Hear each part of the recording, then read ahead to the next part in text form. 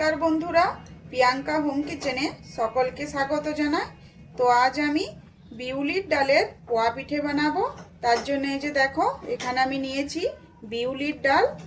তো এই ডালটা কিন্তু আমি 1 ঘন্টা আগে ভিজিয়ে রেখেছিলাম। তো এই যে দেখো বিউলির ডালটা কিন্তু খুব সুন্দর এটা ভিজে গেছে আর কতটা ফুলে উঠেছে। তো এবার এই বিউলির ডালটাকে আমি ভালো করে একটা ফাইন পেস্ট তৈরি করে নেব।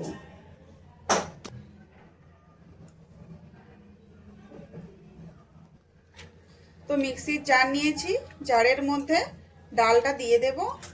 তো এখানে কিন্তু আমি অল্প অল্প জল দিয়ে এটার বেটারটা ভালো করে আমি এটা বেটার তৈরি করে নেব। তো এখানে দিয়ে দিচ্ছি অল্প জল। তো এই যে দেখো এখানে কিন্তু এটা পেস্ট করেছি। তো এখনো কিন্তু এটা আমার পেস্ট হয়নি। তো এখানে কিন্তু আরো আমার জলের প্রয়োজন হচ্ছে। তো এখানে আমি আরো জল দিয়ে এটা ফাইন পেস্ট তৈরি করে নেব। তো এই যে দেখো এখানে কিন্তু পেস্ট আমার তৈরি হয়ে গেছে। আর এই যে দেখো এটা কতটা মিহি পেস্ট হয়েছে। তো এইভাবেই কিন্তু পেস্টটা তৈরি করে নিতে হবে। যদি এইভাবে পেস্টটা তৈরি না হয় পিঠেগুলো কিন্তু ভালো ভাজা হবে না আর পিঠেটা কিন্তু তৈরি ভালো হবে না। তো এই যে দেখতে পাচ্ছ একদম মিহি পেস্ট করে নিতে হবে।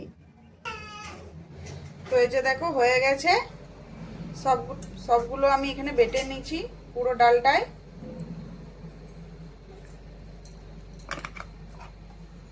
তো এখানে কিন্তু আমার 1 কাপ ডাল আছে আর এটা কিন্তু ডালটা কিন্তু খুব ভালো করে আমার ভিজে গেছিল, একদম ফুলে গেছিল ডালটা। তো দেখো এখানে কিন্তু পেস্টটা খুব সুন্দর তৈরি হয়ে গেছে। আর এটা পেস্টটা তৈরি করতে আমার এখানে প্রায় 1 কাপের মতো জল লেগেছে। তো এবারে এখানে আমি দিয়ে দেব হাফ কাপ সুজি, হাফ কাপ নারকেল কোড়া, অল্প নুন দিয়ে দেব। তো এখানে দিয়ে দেব 3 টেবিল চামচ চালের গুঁড়ি।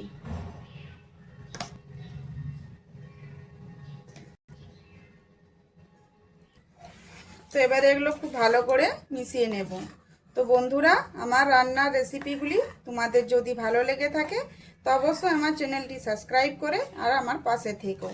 আর ভিডিও দেখা শুরু করার সময় অবশ্যই একটা লাইক দিয়ে ভিডিওটি দেখা শুরু করো। তাতে আমাকে আরও আগে সামনের দিকে নিয়ে যেতে সাহায্য করবে আর আমি খুব ভালো লাগবে আমার, তাতে আমি আরও নতুন নতুন রেসিপি নিয়ে আসবো।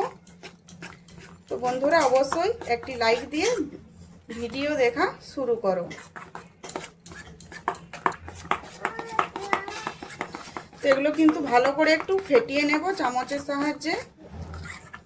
এটা যত ভালো ফেটাবে পিঠেগুলো তত ভালো ফুলে উঠবে।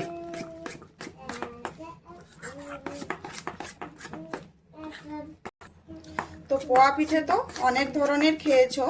তো এইভাবে একবার বিউলির ডালের পোয়া পিঠে বানিয়ে দেখবে, এর স্বাদ কিন্তু কোনো অংশেই কম না। একবার অবশ্যই বাড়িতে বানাবে, দেখবে খেতে খুবই ভালো হয়।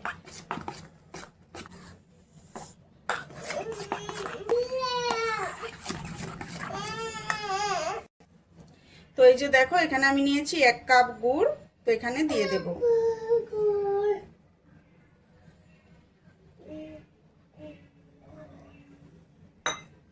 তো এই গুড়টা দিয়ে খুব ভালো করে মিশিয়ে নেব। তো এখানে গুড়ের জায়গায় তোমরা চিনিও ব্যবহার করতে পারো। তো এবারে এটা কিন্তু খুব ভালো করে মিশিয়ে নেব। যত ভালো মেশাবে তত ভালো পিঠেগুলো তৈরি হবে আর খেতে সুস্বাদু হবে। তো এখানে একটু সময় নিয়ে প্রায় 2 থেকে 3 মিনিট সময় নিয়ে এটা আমি ভালো করে ফেটিয়ে নেব। তো যারা আমার ভিডিওটি প্রথম দেখছো তারা অবশ্যই আমার চ্যানেলটি সাবস্ক্রাইব করে আমার পাশে থেকো। আর আমার চ্যানেলে আরও অনেক ভিডিও দেয়া আছে, পিঠের ভিডিও বা অন্য কোনো রান্নার রেসিপি অনেক দেয়া আছে, যে তোমরা দেখতে পারো। আশা করি তোমাদের ভালো লাগবে। আমার মিষ্টিটা কম লাগছে, তো এখানে আমি আরও গুড় একটু অল্প দিয়ে দেব। তো মিষ্টিটা নিজেদের হিসাব অনুযায়ী নিয়ে নেবে এখানে। তো এখানে আমার লিকুইড গুড় আছে, ওই জন্য আমি আরও একটু দিয়ে দিচ্ছি।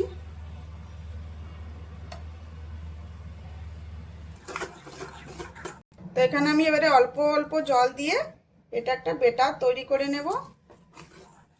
তো এই শীতকালে কিন্তু পিঠে খেতে খুব ভালো লাগে, আর এই শীতের সন্ধ্যায় যদি এইভাবে পোয়া পিঠে বানিয়ে নেওয়া যায় তো খুব মন্দ হয় না।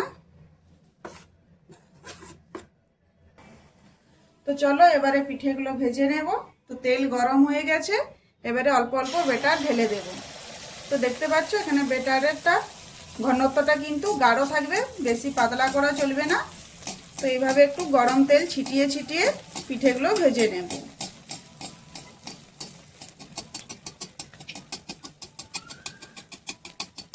তো এই যে দেখতে পাচ্ছ এভাবে কিন্তু তেলটা খুব ভালো করে গরম করে নিতে হবে, তাহলে দেখবে পিঠেগুলো খুব সুন্দর ফুলে উঠবে। আর আঁচটা কিন্তু এখানে মিডিয়াম রাখবে, হাই আঁচে কিন্তু পিঠেগুলো ভাজা চলবে না। এভাবে উল্টে পাল্টে লাল লাল করে পিঠেগুলো ভেজে নিতে হবে।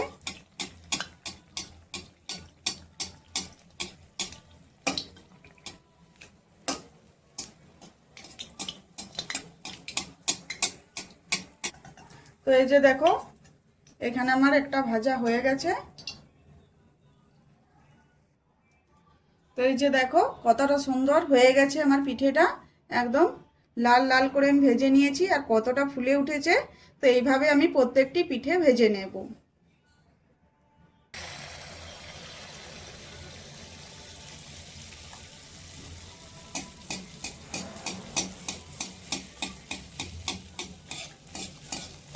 তো এখানে তো বেটারের ঘনত্বটা বুঝতেই পারছো কতটা গাঢ় আছে।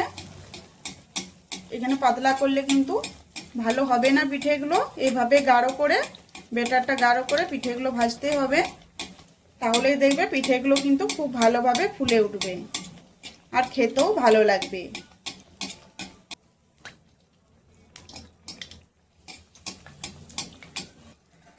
তো এই যে দেখো এখানে আমি আরেকটা ভেজে নিয়েছি।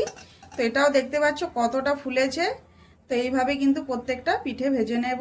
এই যে দেখতে পাচ্ছ একদম লাল লাল হয়ে গেছে পিঠে তৈরি। তো এই যে দেখো এখানে আমি সব পিঠেগুলো ভেজে নিয়েছি। তো এই যে দেখো কতটা সুন্দর হয়েছে আর কতটা লোভনীয়, পিঠেটা দেখলেই মনে হয় খেয়ে নিই। তো আজকের এই রেসিপি কেমন লাগলো অবশ্যই কমেন্ট করে জানাবে, আর যদি ভালো লেগে থাকে তো আমার চ্যানেলটি সাবস্ক্রাইব করে আমার পাশে থাকবেন।